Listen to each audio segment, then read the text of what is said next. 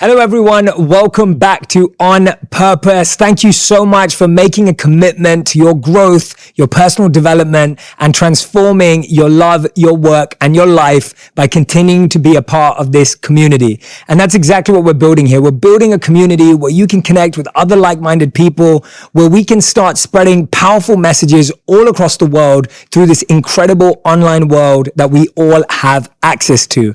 And today's guest is someone that I learned about recently, but the way she's using her platform, the way she's using the influence she has, and the messages she's spreading are so aligned with our community. It's absolutely incredible to see what she's doing, and I can't wait for you to learn about her story and her journey, which is nothing short of inspirational. She's an American actress and producer, and she's best known for starring in Battlestar Galactica and Netflix's new series called Another Life. Her name is Katee Sackhoff. Katee, thank you for being here. Thank you so much for having me. I am so excited to be here. I'm so grateful to have you here. Oh, thank you very much. Because I truly believe everything I just shared to introduce you, and I feel like we want the audience today to get to know you and the depths of you, which you've never been asked about before, maybe.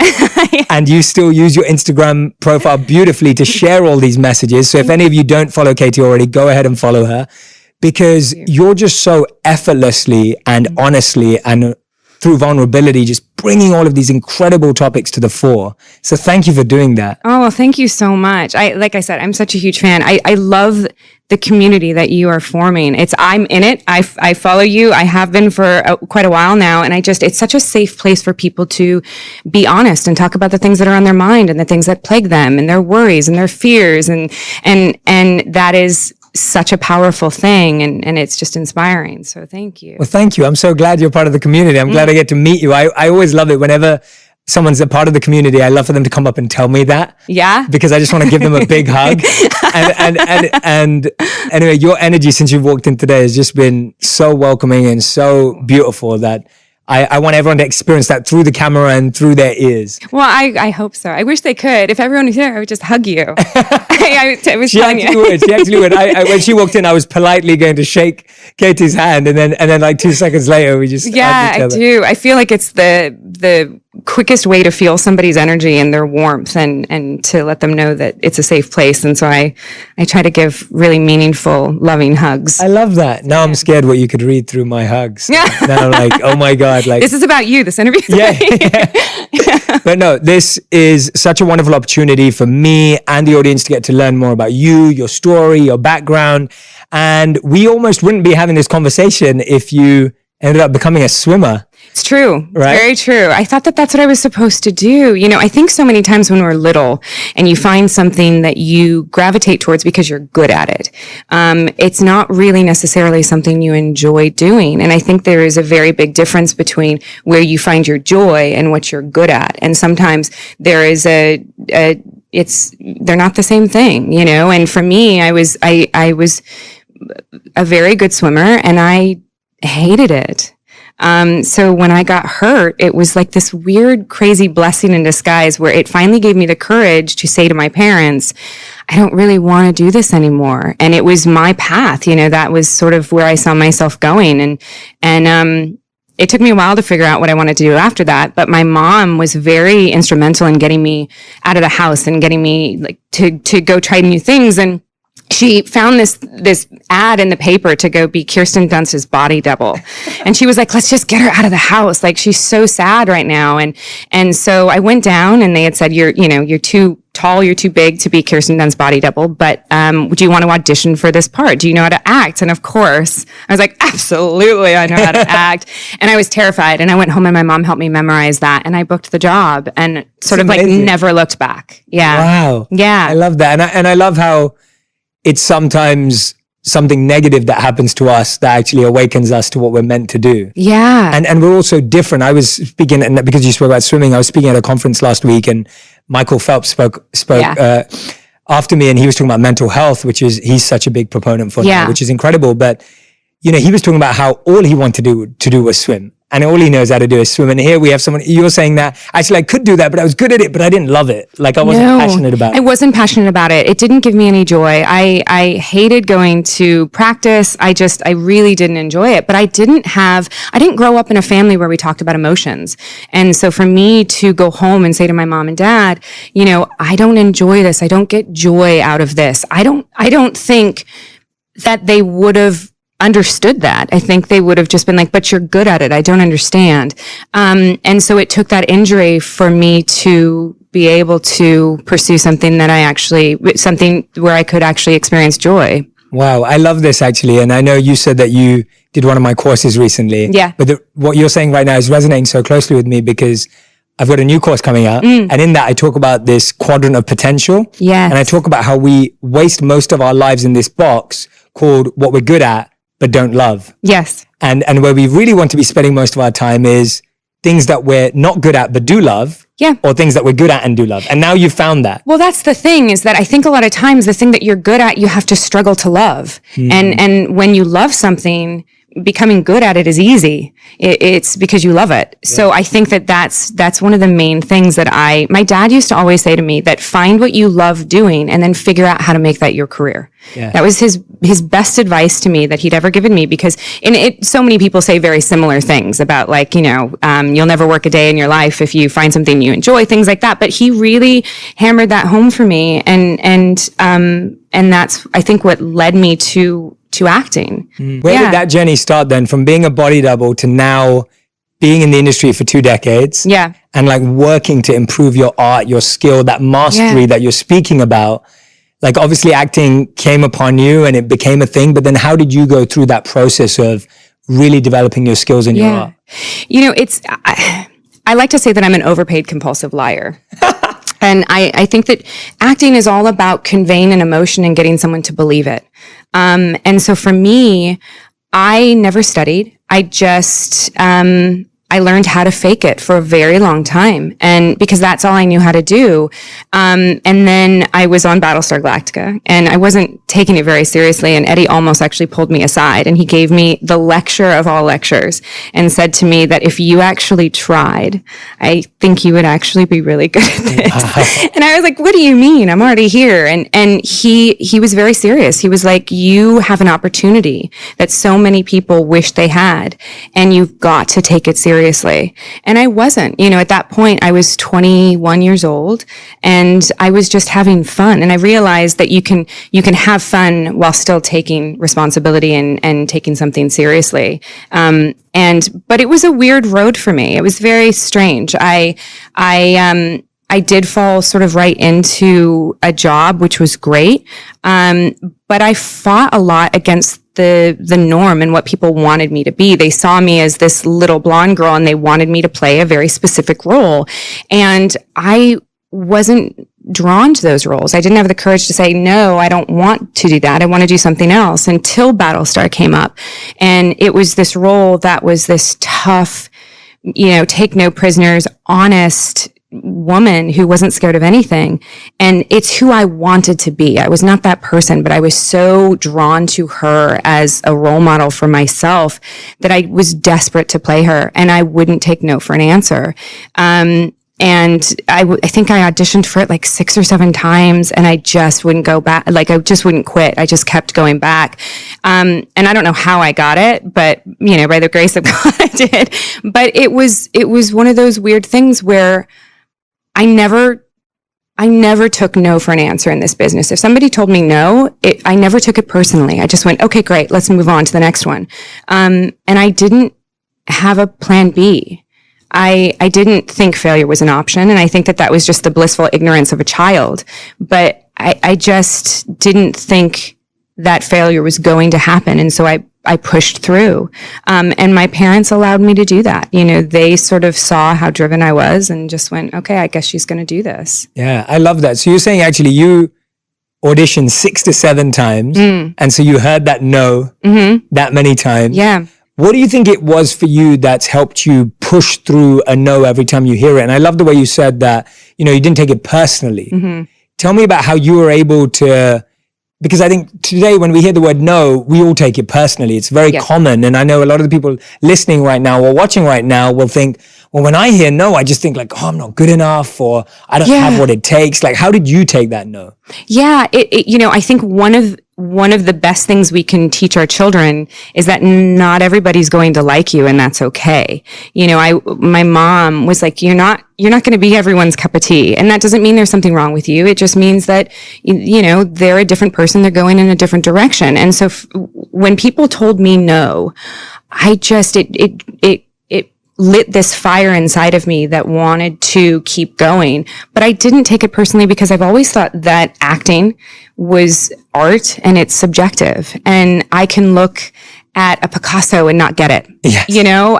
And so people can have an opinion about me and not get it. And that's okay. It has no bearing on my self-worth and who I am and what I have to give to the industry of acting or life in general, And I think that, that is one of the things that my mom and dad instilled in me from a very young age was that who you are is not what you do. Mm-hmm. And who you are is so much more important than anything else you're ever going to do. My dad said at the end of your life, you don't want to drop the mic and go, oh, that was fun. I lived a great life for myself. He's like, at the end of your life, you question whether you loved greatly, whether people knew that you loved greatly, and that's your contribution. Mm-hmm. And so it never to live for yourself, but to live for others was a big thing. And when you live for others, you don't take it personally if one person says that, you're not good enough. Yeah, I love that. Your parents sound like incredible people. They're incredible people that have screwed up a lot. I think that you learn from mistakes, and my parents never hid those mistakes. They made mistakes and went, wow, that was a great mistake. Let's sit down and talk about it. And so that's sort of how I attack it with other people. Whereas like I make a ton of mistakes. I made 5 today. But that's the only way you learn. You can learn by watching other people's mistakes, but you can also learn from your own. And I've made some pretty big doozies. What mistakes did you make today? Today, let's see. You said you made 5 today. You don't have to tell me all 5. You don't have to tell me all 5. I drank way too much coffee today. It's a little mistake today, but no. I do. I make little mistakes every day, but it's how we learn. It's how we grow. And I loved what you said about failure, that you never accepted failure was possible. Mm. And what I'm gaining from that, and I'd love for everyone who's listening and watching right now to recognize this, is failure is when you stop trying. Of course. Right? Yeah. And so like you kept going, that's why you didn't accept failure. Whereas what we do is we take that event as failure. Yeah. When actually failure is when you stop trying. So the fact that you kept pushing meant you were saying, hey, I'm not going to fail. Of course. And whereas when you take that no as a failure, and lots of us do, we take that no as equivalent to failure. Yeah. And that feels a lot harder to take. So I love that point you mentioned. Well, we don't really know what our destiny is and what our journey is until the end of our life. That is the perspective that hindsight gives you, but you don't know what it is until the end. So you can't possibly know if you failed until you're at the end. Yeah. So why should we say, oh gosh, this didn't go the way that I wanted, so I failed? Yes. It didn't go the way you wanted, so something else is going to happen. Absolutely. It doesn't mean you failed. It just means this one thing didn't go the way you wanted. Yeah. But it'll become very evident as you go along why it didn't work the way you wanted it. Totally. Yeah. Absolutely. I'm so aligned with you. I actually don't know anything in my life that's happened the way I wanted. Yeah, right. Like I couldn't think of one thing that's happened in my life the way I wanted it to. And so I've often said to people, I'm like, you'll get to where you want in life, just not in the way you imagined it. Yeah. And the journey is just so different from what you imagined. So just become detached from how you want that journey to look, because it's going to surprise you or delight you. It will confuse you.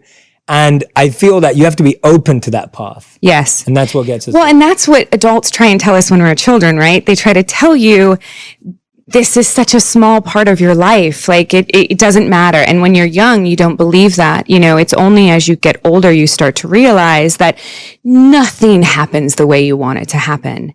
And that is the beauty of life. Like we are in control of our own destiny, and we are a series of our choices, but the choices you make, you are also on a ride, and you don't know where you're going to be tomorrow.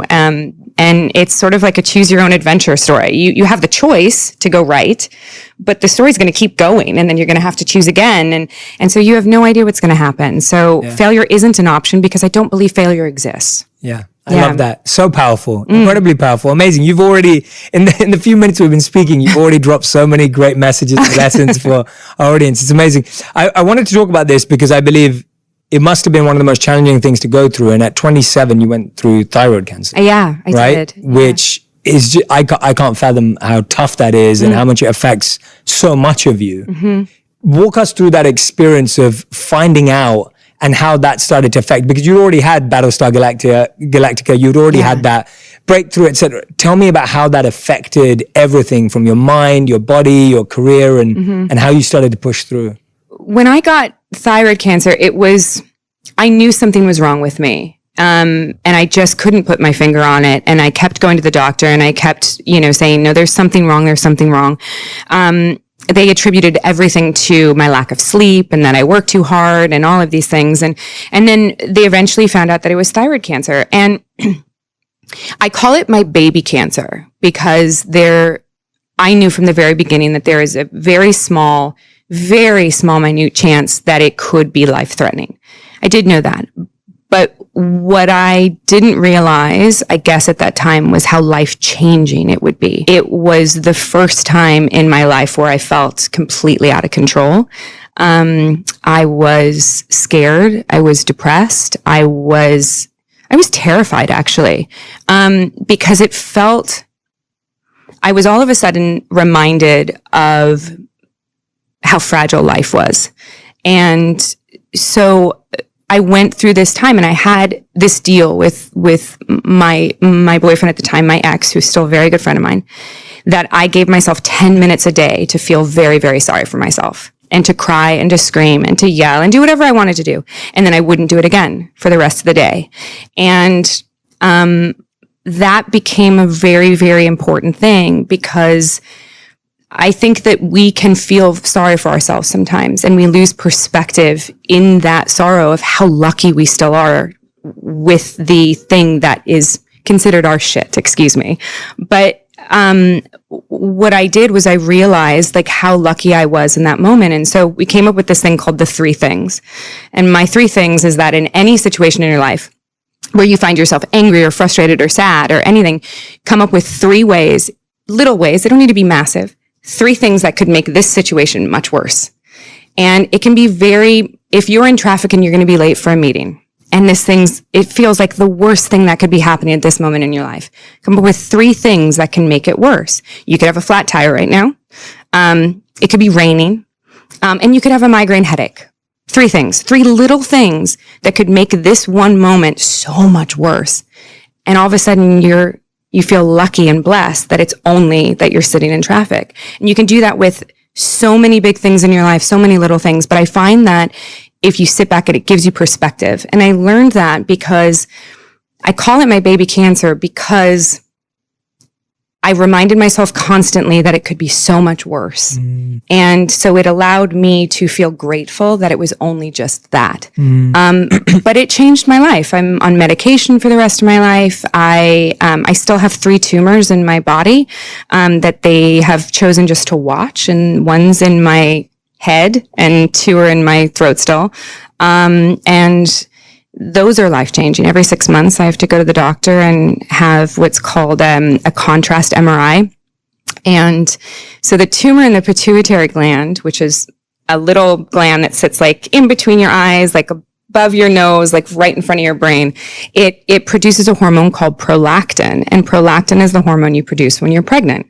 And so because I have a tumor there, it has made it very, very difficult to have children. And then the thyroid's taken out. So that's another reason. And so all of these things that I didn't think about when I was 27 that you think are just givens, were changed so much by just that diagnosis of thyroid cancer. But it made me so happy that I'm still alive. And at 27, which seems late, so many people are faced with this so much younger and in so much more of a life-changing way. But I realized at 27 that every single day we get is a gift. And I became in that moment not afraid to age. Aging is a gift. At that moment, not afraid of what people thought about my body, not afraid of all these things that had plagued me in my career for so long. At that moment, I was like, I am going to live the rest of my life with complete, utter, true honesty to myself, everyone around me, because I'm so lucky I'm here. And so it gave me that was such a beautiful gift. Talking about not knowing what's going to happen in life, like I wouldn't have chosen that, but it became the thing that formed who I am now. Wow. That's amazing. I love that, because it sounds like when I'm listening to you, you've taken this and you said in your own words, a gift, and you've let it be such a driving force in your mindset towards life. Yeah. Rather than seeing it as an issue or something negative. Yeah. You've really transformed it. Yes, I think so. I see it's so easy to get caught up in our own lives. I still do it. But if we stop long enough and find that perspective of how blessed we are to just have a roof over our head, so many people don't, I think that is the thing that I focus on the most in my life and in my practices and in my meditation, is just how blessed I am to just be here. And so, but that was thyroid cancer. Thyroid cancer was a doozy, life-changing. Absolutely. Yeah. Of course. And do you find that 10 minutes you'd set aside to kind of vent, cry, etc. Tell me about that process. Like, did that work? Was that a useful habit and practice during that time? It was really useful. And I actually found that I usually didn't go 10 minutes, and it usually was crying, and it was usually screaming into a pillow, and I would yell a lot. I'd call my mom, and I'd get very down on myself, but it usually wouldn't last more than 10 minutes. Wow. I usually got sick of hearing myself complain.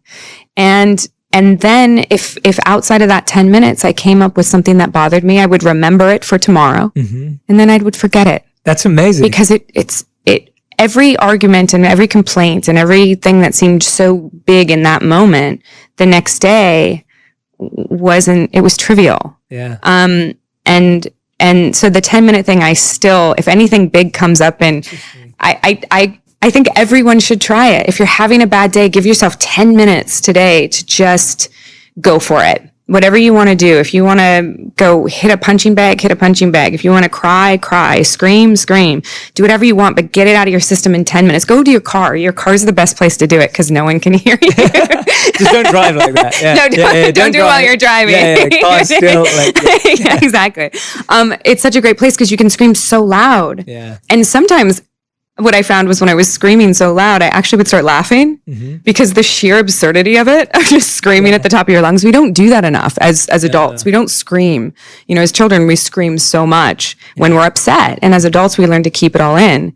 So it's sometimes I found that 10 minutes is really great. Yeah, I agree. And I think we forget that when that's such a beautiful way of looking at it, that when we were children, we would just let it all out, get it all out. But when we become adults, we hold it in. And when you're holding it in, all it's doing is brewing. Yeah. Right? It's not it needs to go somewhere. Yes. So it's either causing a block physically or mentally for the future. And so I love that. Could you imagine adults on the ground having a temper tantrum? I know. Like kicking and screaming? It would probably actually be really great. Yeah. It would just, maybe in the privacy of your own home. Yeah, like don't drop down on the street in Manhattan and start screaming and crying. Or in your car, as you said. I like that because it's soundproof. But I often say that to people. When you repeat your complaints out to yourself, you start to laugh at them. Yeah. Or you start to recognize them with perspective, even if you don't laugh at them. Yes. So often I have coaching clients or people that I work with either write out their pain and their trouble and then read it out to themselves. And so often on the second or third reading, they're like, I can't believe I'm complaining about this. Yeah.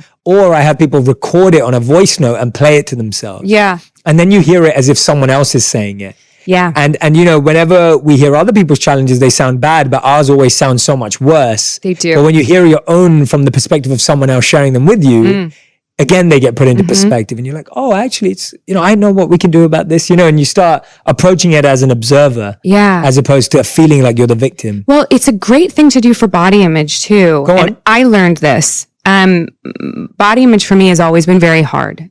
I was told from the moment I came to California to be an actress that I was too big. I was called chubby. I was called the big girl. I was called everything. That's crazy. I was just, they called me the big girl from the show with Richard Dreyfuss. Like, I was called all of these things that were used to explain who I was, that were just physical. And also so mean. Like, number So one, mean, yeah. you're insinuating that if I was the big girl, that something would be wrong with me. But then you're also using that to describe who I am as a person, which was so heartbreaking. And so I had a therapist one time say to me that the next time you're going to say, God, I'm ugly, or God, I'm fat, or God, whatever it is, to actually do it in the mirror. And so I started doing this many years ago, where if I had a day where I was like, God, my ass looks terrible, I would say it in the mirror, and you laugh because you realize you would never say that to your worst enemy's face. Why are you saying it to yourself? Yeah. You are the one person you have to spend the rest of your life with. Why are you being so cruel? And so that to me was so important. So even now when I'm like, have anything that I want to say negative about myself, I walk to a mirror and I say it to my face. And you just go, God, I would never say this to someone. Don't say it to yourself. Wow. Yeah. And what have you started saying to yourself in addition or substitution? Or is that what it is? When you hear something negative, you go to the mirror, you say it to yourself, and then you laugh at it because, you would, like you said, you would never say it to even someone you don't could like. you imagine? Yeah, absolutely. Oh my God, you would never say that to anyone. Yeah. The thing that I started doing was if I found something where I wanted to say my 3 things rule. I guess I just put this with everything in my life. Everything's in threes, I guess. Love it. But it's point out something you love about yourself. Point out 3 things that you love about yourself. Like it could be as simple as like, oh, I love my cheekbone, or I love, I have great hands, or whatever they are. Just give yourself a compliment, we can always find something in ourselves that we appreciate. Absolutely. I always say to people, I'm like, you would never say that to your younger brother or younger sister. No. Like you would never go up to them. You would never go up to anyone in your family or anyone you know and say that. And if they said that about themselves, you'd say, no, that's not true. Like, of course. You need to work on this, or maybe we should try this. But you wouldn't say, yeah, sure, that's exactly what you are. No. Because again, like what you said earlier, that doesn't define who that person is. No. And it's something that's always in flux. And you said also thyroid cancer changed your relationship with food. It did. Right? In a big way. It did, very much so. So I used to binge eat as a young adult constantly. It was one of those things that I think the industry brought it out in me. I also think I probably had a bit of this when I was a child, but I would go and I'd sneak food. I wouldn't eat all day long. And then I would go and I would just eat a ton of food. And then I would go to the gym for hours the next day to counteract what I had just eaten. And it was just this vicious cycle, where I had to, when I had the thyroid cancer, I had to sit down and figure out what healthy meant to me, which was very different than for somebody else, but what it meant to me and my relationship with food. And I had to slow down and actually start to question what I was hiding. And that's when I started going to therapy a lot, was when I was actually hiding this sort of, in relation to the thyroid, I had this survivor's guilt almost, that my cancer, I felt so guilty that mine was such a small cancer, because I would still have to go to the doctor's office and see patients that had these terrible forms of cancer, that they were really, really fighting through. And I always walked in there and felt so guilty. And I had to work through that. And that was not easy. It took many years to sort of, let go of that. There was shame in it too. I felt so bad and didn't know how to articulate that. Tell us about that process of giving up guilt and shame, because I think in so many different ways we all experience that. It may not be in the same way as you did, Right. but I think guilt and shame are those types of feelings that actually never get let out. It's the ones we hold on to the most. Well, because we think they're ugly. Totally, exactly. They're just the hardest to explain to someone. Yeah. And express to someone and expect empathy back. Tell us a bit about how you kind of broke those down and dissolved them in your life. For me, it was forgiving myself and having compassion for myself. I didn't have any control over what other people were going through. I only had control over myself and how it affected me on the inside. And I had to forgive myself for taking life for granted ahead of time. I felt like I, was taking my life for granted in that moment. And I forgave myself for all of that. But it was just having compassion for myself and realizing you may not have an answer for this. You may not be able to deal with that guilt. You may not, that may not be something you can figure out, but that's okay. And it has no bearing on who you are if you're a good person or not. Like that was it. I kept thinking, God, I can't be a good person if I feel shame and I feel guilt and there's nothing I can do about it. And, that was the biggest thing, is that we practice so many of these beautiful, loving techniques towards strangers and other people and our, like you said, our younger siblings and things like that. But we never do that for ourselves. Mm-hmm. And I think that if we did that, and so for me, it really had to be about learning how to love myself, and learning that I had no control over anything around me, only that. Yes. And not my health. For a lot of, I didn't have control over that part of my health at that point. I just had to love myself. And then I tried to, every time I would go to get treatment, I would look around me and I would try and send as much positive energy as I could to people. That's what led me then to meditation and a form of, I believe it's called Tonglen, when you actually, you breathe in a negative and you breathe out a positive. And so I tried to do that a lot while I was in there. And then the only thing I could do for those people is live my life. So to the best of my ability. And that's what the therapist taught me. Yeah.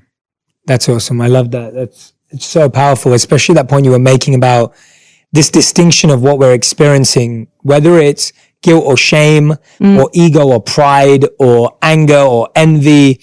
I always tell people it's like wearing a bad outfit. Yeah. Like we're just putting on all these layers, but we're not that layer. Like just like we're not our clothes, we're not our envy, we're not our guilt, we're not our shame. And as soon as you realize it's not you and you can actually take it off and put it away. Right. You start recognizing that actually it's just about taking off these layers and I'm not that guilt. Otherwise we just feel like, oh, I'm so guilty or I'm so embarrassed, or we keep saying I am to stuff that we're not. Yeah.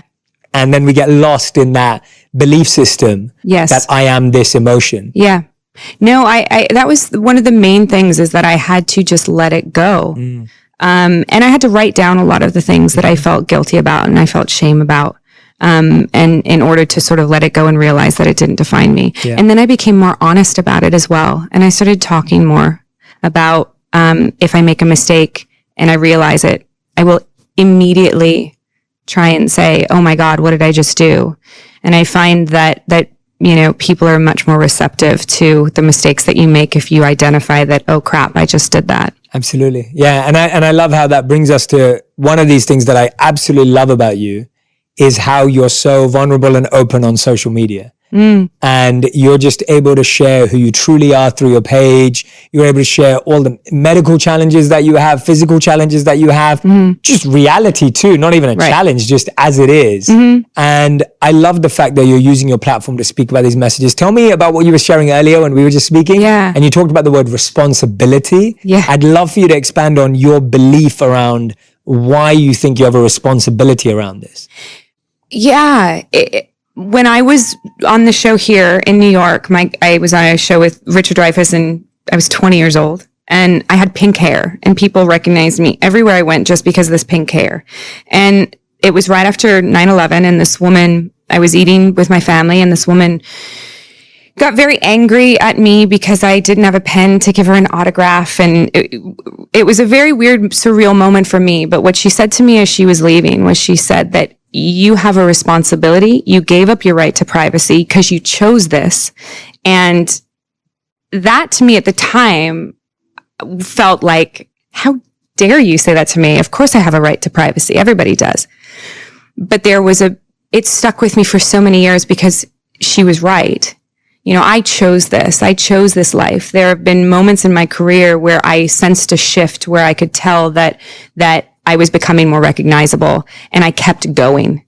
So I could have stopped, but I didn't, And so therefore, because of the platform I have, I do have a responsibility for the things that I put out there into the world, because it has the ability to reach so many people. And that, to me, I take very seriously.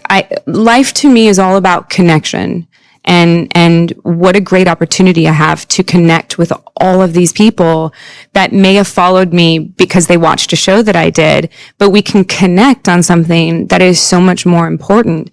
And I want them to know who I am and to see me at my worst. I don't want them to have to sift through my highlight reel of my life. I want them to see the days where I don't have makeup on, or the days that I have a headache, or the days where I feel insecure about myself, or the days where I'm depressed, or I'm sad, or I'm healing from a broken heart, or I want them to see those things, because it gives them a voice by me using my voice, because so many people feel like they don't matter, or they don't belong to a community. And so I have a career because of these people. And so if they want to be a part of my life, and if they want to learn from my mistakes, by God, I'm going to give them that, because I don't know. There's something very spiritual to me that when I connect with someone on something that's so much deeper and so much more important than everything else. These people come to me, they send me direct messages about so many things that we're all struggling with. And for some reason, they have felt comfortable to express this with me. And that is an honor, that somebody would let me see a piece of them that they're scared to show other people. And so I want them to see that part of me. Tell me about some of the examples that you've seen of messages you think are most important for you to share right now. Yeah. You mentioned a few there, but tell us about some of the bigger themes, and also just about some of the things people open up to you about, and what your responses are, and how you've been kind of nurturing that community too. The thing that most people come to me about is so many women are struggling with body image. Right. So many women are struggling with that. They're struggling with self-love. They are struggling with mental health. And I'm not an expert on these things. All I have is the experiences that I have gone through in my life. And then I also have the ability to potentially go seek more answers for them, because I have the ability to find these people and they're at my fingertips. But that body image thing that's one that, because I've played these characters that are synonymous with strength and self-love, and sort of like, people think that is me. Which it is. It is. Yeah. But I learned how to be me by playing these women. Wow. I was not the girl that said whatever she wanted when I was 21 years old. Wow. I learned how to do that by these women and these words that were given to me by people that were so much more evolved than me at the time, and still are. But that's who they were for me. And so that's these characters. I don't know. So people come to me with that. That is one that just destroys me. It is one of the hardest things to see girls and boys and women struggling with this body image that is so pushed upon us by an industry that is selling perfection. And perfection doesn't exist. Yeah. It doesn't exist. Or it doesn't exist the way we think of it. No. Yeah. And there's no one like you in the world. Totally. Like that already is so special. 100%. I said this to someone that reached out to me the other day. There is nobody like you in the world. You are the only person out there that is you. And she said, well, what if you're a twin? And I was like, still, Your DNA is I love changing every single second. Yes. Like even if you're an identical twin, your DNA your cells are different because they're constantly shifting. So there's nobody like you. Like that is the most special gift that you could possibly be given, that you're a one of a kind. So there's no body that's perfect. There's no body that's better than yours. There is just the one that you have. And that's important. And I say that because I still struggle with that. These are things that I say to myself every day. So when I say them to myself, I then go say them to them. Because it seems I'm inspired to do so at that moment, you know? Yes, absolutely. And I think we all are in charge of what we believe we're aspiring for. Yeah. Like we have a responsibility to ourselves for what we're holding up as perfection. Right. Like, what is that picture? We're deciding that. Yeah. And whether you've consciously built that or it's been unconsciously built by your background, experience, parenting, education, whatever you've been exposed to, it's so important that we reconstruct that for ourselves. Because I find like that picture, if that's not removed and if that's not deconstructed and reconstructed and redefined based on what you really value and believe in, right, then you're still not going to have another version, because we all need something to aspire for. Right. We all do. Yeah. And that usually should just be a more aligned version of ourselves. Right. Yeah. But we make it this external picture, face, body, job, role, criteria. Right. And if you don't deconstruct it, I think that requires some time, is that you have to spend some time to deconstruct the picture of perfection you currently have and reconstruct a new one. Because you're right. What you said, that was not defined by you. More often than not, it's not defined by us. No, you know, we are raised a certain way with a certain set of values and a certain set of ideals by everyone around us that isn't us, you know, and by the moment that, you know, you get to a certain point in your life where you realize that you are now responsible for your own well-being, and who you want to be was not defined by you. Absolutely. And that is a really interesting thing to sort of focus on, that you then have to go back and almost like, you know, print out a collage of like what you want your life to be like based on, you know, who you are at that moment. Exactly. I grew up overweight when I was younger, and to my Indian family, that was considered healthy. Right. And then when I lost weight, and then I'd go back to my Indian family, they'd say, "Oh my God, you look like completely malnourished and you haven't eaten." And because that's the value of body image in that community. Yeah. And this is what I mean by just everyone's going to have their own definition of what beauty is, what perfection is. And if you've let all those definitions become yours, then now you're living for subjective definitions of other people. Yes.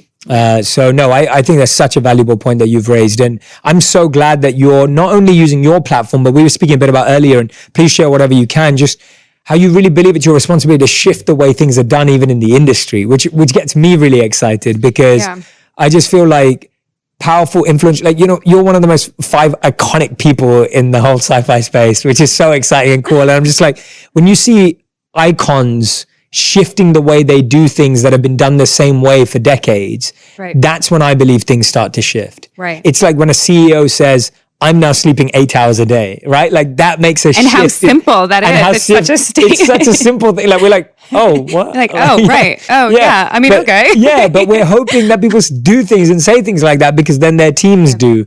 Yeah. And then when we see actresses and icons like yourself who come out and be like, "Well, actually, I want to use this platform for a voice, not just for the art." Right. And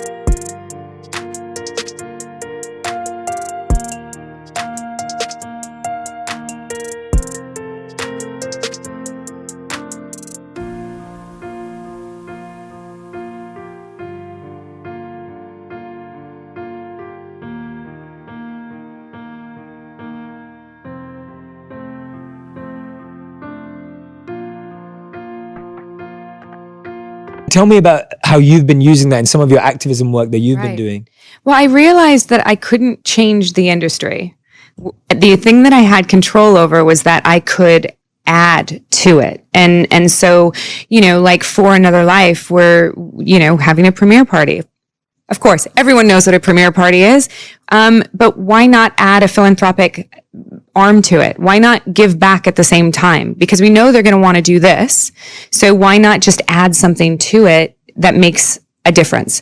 And so that's sort of what I've been trying to do, is that just not change, add to, and shift.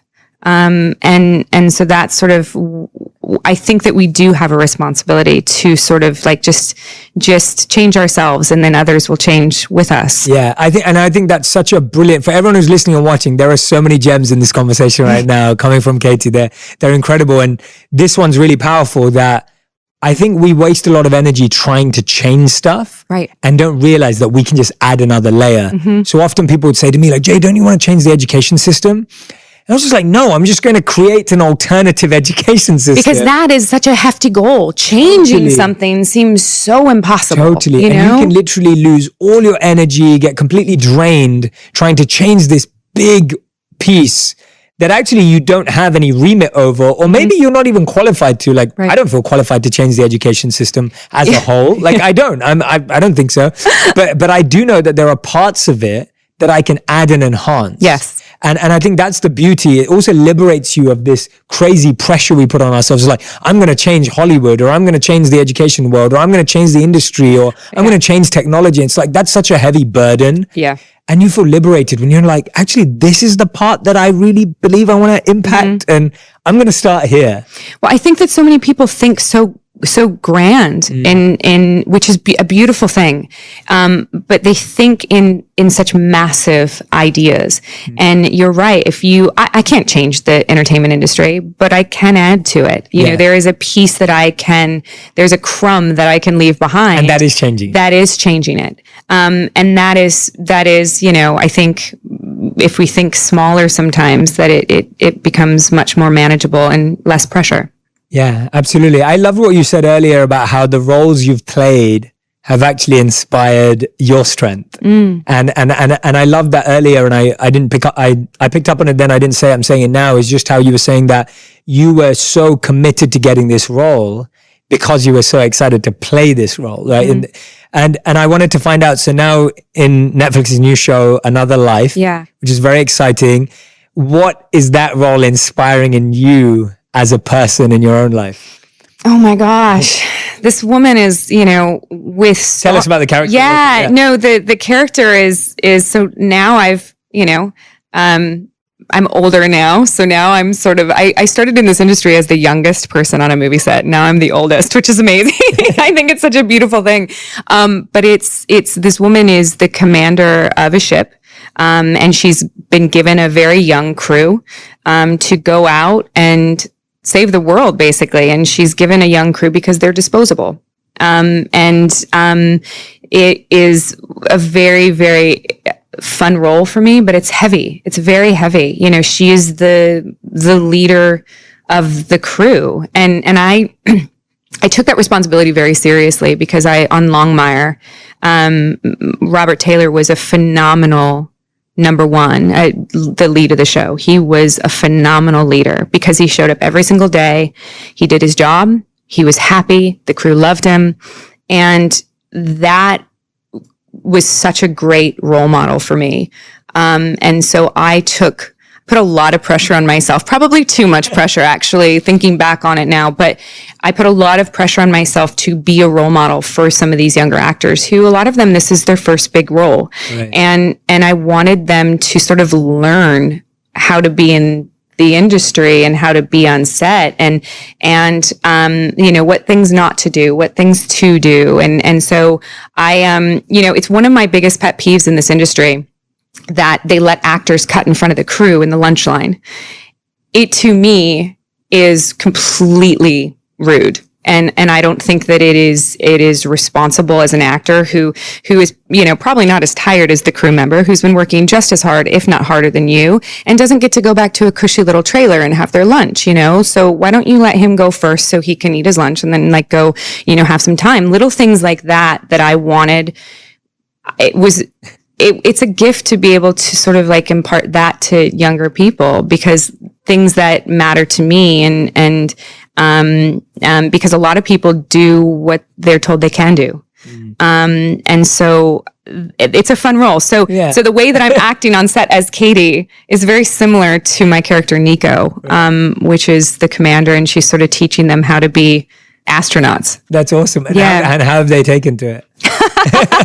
Some of them better than others. No, I mean, it's really well. I mean, it's a fun show. It's a really great cast, and we were really lucky there's some beautiful diamonds on this show that we're lucky to have. Yeah, that's awesome. No, I love that. And I think those are the experiences that you value, maybe not even in that moment, but many years along. I know whenever I've been mentored or coached by someone, even when I first met them and I didn't really want them to do that for me. Yeah. And then in 10, 15, 20 years, I look back and I'm like, I'm really glad they taught me that, and I think that's the beauty of anyone who's a teacher, a coach, a mentor, or in any sense, like in any field, you're showing that in any field, our example is contagious and will spread. Yeah. Right? You're not their coach or their guide, but it's spreading. And I just really feel that when you're playing that role in any sort of way, our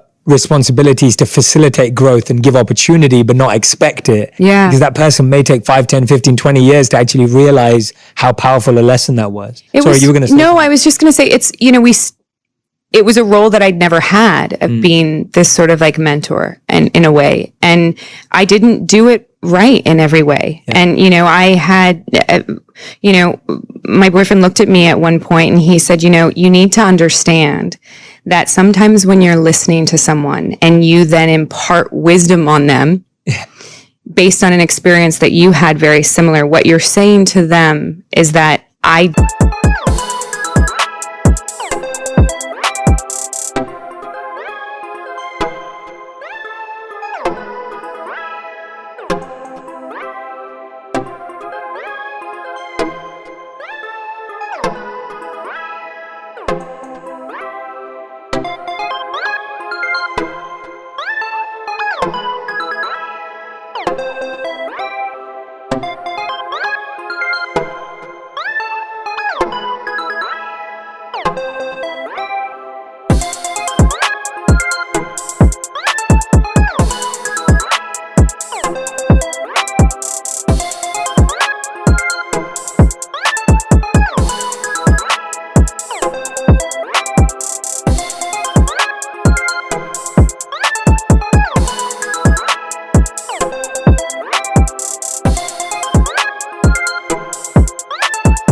did it, I was fine, you're fine. And you're not validating how they feel in this moment. And he said, you need to stop doing that.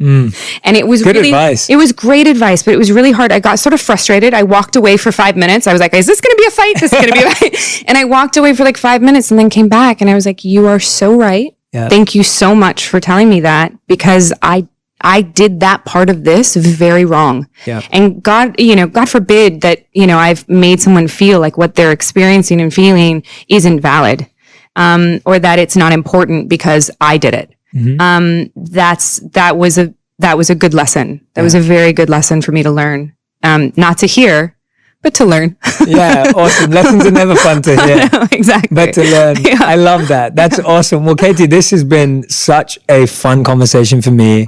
I feel like everyone who's listening and watching, genuinely, if you've been listening attentively like I have, I've learned so much from you today. I feel like I talk too much. No, not at all. Not at all. Keep talking. Remember when you said that I had made mistakes? I drank too much coffee? No. See, this is what happens. No, you didn't talk too much. This is amazing. Like the amount of principles and amount of practices that you've given us, I think are going to be so valuable for everyone listening. So was there anything that I didn't ask you that you wish I did? Because this is what this opportunity is for. If there's anything that you're like, Jay, I really want to address this or talk about this, please, this is free, no quick fire round anymore. Like I want to give you that opportunity. Is there anything that we didn't touch on that you really want to share? We didn't, the one thing we didn't touch on is that I'm starting a YouTube channannel. Yes, let's talk about that. Yeah, let's talk about that, please. For me, Instagram, I do find that there's so much there and so much of sifting through to find the content that touches on a deeper level. And I wanted to reach more of the fans that are reaching out to me, but on